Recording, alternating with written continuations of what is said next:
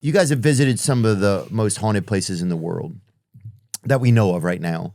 Are they different? Is there a common link between all of them? Like, what are you able to? Is there sort of a overall hypothesis that you can come up with through all that, or is it all just one by one? Most of them, honestly, are their own separate like entities or whatever. No pun intended. To where like you'll go to like one spot and like learn a bunch of history about the place that's like maybe like 500 years old in the U.S. It's not gonna have any correlation to like a 500-year-old place in like France or something like that. So I think every single spot comes with its own story and its own spirits. There's also like human spirits. There's more like demonic things you could talk to as well. Earthly spirits. So there's a lot of different like variables, I guess you could say, depending on like where you go. Really? So some places have different types of spirits? That kind of depends on the history of what all happened there, and like how much trauma there is in the said place. Because again, all of this is based on the energy that's at the location. Is there one that stands out to you that kind of had a demonic energy? Because that's an interesting word. Yeah, I mean, okay, so one place that we went to for this October, we went to Pendle Hill. And so that's a place that's considered one of the most haunted, or if not the most haunted place in the United Kingdom. Pendle Hill? Pendle Hill. Pendel? DLE. Yeah. DLE. But that was the home of the most infamous witch trials ever happened. So like basically 11 witches were killed, 12 were like put on trial for doing witchcraft. And at that time, a lot of witches turned to the devil because witches were outcasted by the church. And so when they would turn to the devil, they made this place more like demonic, and like it has this like devil satanic pull to it. Wow. And so we actually brought out a witch that was doing witchcraft to summon the devil. And that was her main practice, and had her try to summon and channel the devil himself. The actual And devil. it was like literally like hundreds of years of witches on this exact hill have been practicing trying to speak with the devil. And we tried to recreate that as close as possible, which was one of, if not the most terrifying thing we've ever done. Yeah. But like, for example, that would make a place more demonic. If we have hundreds of years of people putting their effort and all of their power, again, if we're talking about opening yourself up to a spiritual thing, if all you're doing is putting that faith and that energy towards something demonic, you're going to attract the demonic. You're not going to attract something that's like happy.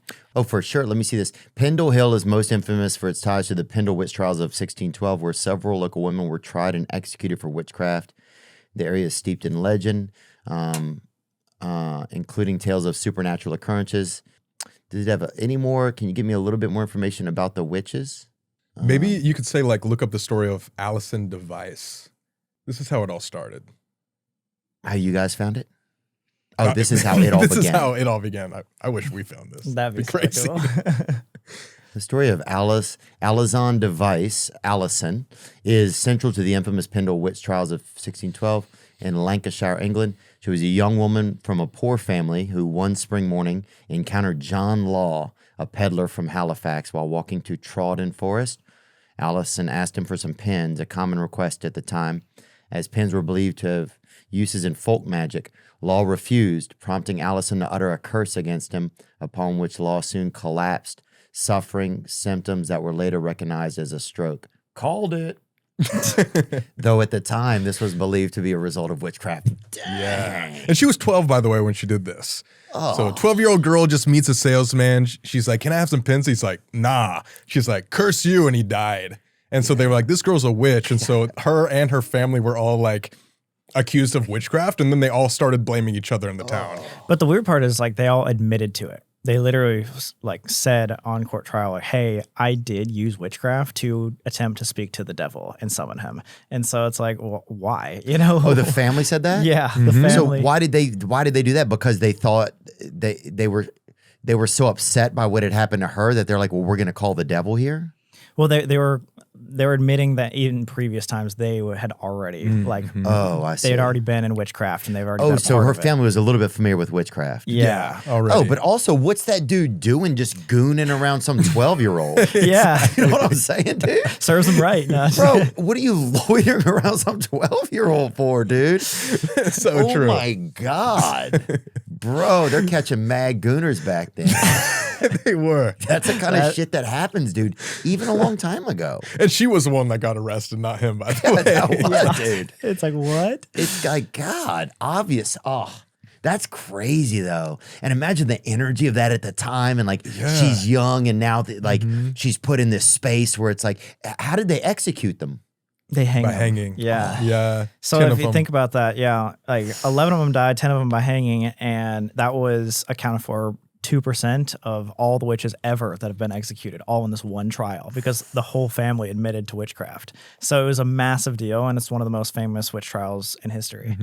And because part of the thing was to be like freed from being like accused of being a witch, I guess. You had to point the blame on somebody else. Oh. So the entire family basically like turned on each other, and like the little girl was like, my grandma did it. Yeah. She was like, what the fuck? Yeah. And then she was on the trial, and obviously You're they like, were pointing mom's a fingers.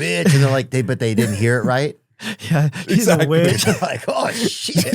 Now I'm dead. Oh, dude, that's crazy. That would be the craziest. It's almost like the sickest game show ever, where it's going to be you or you have to point the finger at somebody else. Exactly. Exactly. And it's your mom. Crazy. Especially if there's nobody left. What if it's just down to you and your mom? you Yeah, know? Exactly. Like, do I kill her? Oh god! And then you both blame each other, so you're both dead. And you're like, okay, Yeah, it's Well- like those that meme or what the Spider-Man. yeah. Yeah. Everybody just Yeah. pointing at each other. That's the so witch funny. trials, man. Yeah. Oh, It's Dude. crazy. has there been an experience that hit you more emotionally than other experiences? Dude. Yeah, not to go back to the same video we were just talking about, but also during Hell Month this month, we did the Pendle Hill. And Sam had mentioned that we were really trying to push the bar and talk to the actual devil himself. And earlier I had mentioned like I'm Christian. And so that was something that I was just like, no. Like I always feel like I'm overstepping the line, like being involved in the paranormal as a Christian as it is, being involved in like occult magic and stuff like that.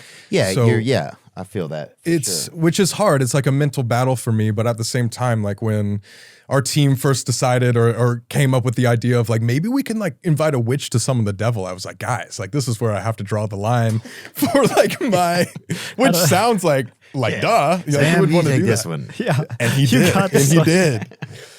But yeah. no, but it's also interesting if you want to talk to, sometimes you got to talk to this person to talk to that person, Exactly. But Exactly. but was that? But sorry, I stepped on you. What were you saying? No, it's all good. It was just like, and we show it in the video as well, but like I basically pull Sam to the side right before he's about to do this like ritual, I guess you could say.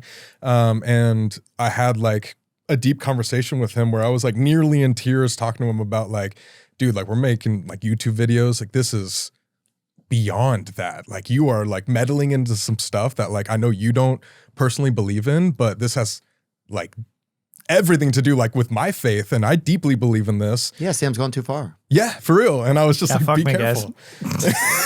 We're like, yeah, fuck Sam. Actually, comment down below.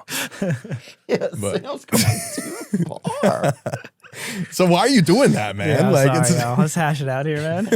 No, it was interesting. Like jokes aside, And where was that at? Sorry, Pendle Hill. That was that was in Pendle Pendle Hill. in UK. Yeah. I could see that, man. I could see that because it's almost just like if you say enough bad stuff, it's like it's like you become what you do. It's like I could see that there's a reason why people probably don't do it that much. Exactly. Especially religious people like me. But like, again, I am more so just like spreading hope to people. And that's kind of how like I mentally cope with what I do for a living. But like, again, when it has to like delve into like hellish things, like literally talking to Satan, the devil himself, I was like, you know what? I'm good on that one. I'll just film like in the corner. Yeah, maybe fine. talk to Satan's secretary or whatever, but I don't need the Yeah, big yeah. dog in here, dude. Exactly. Exactly.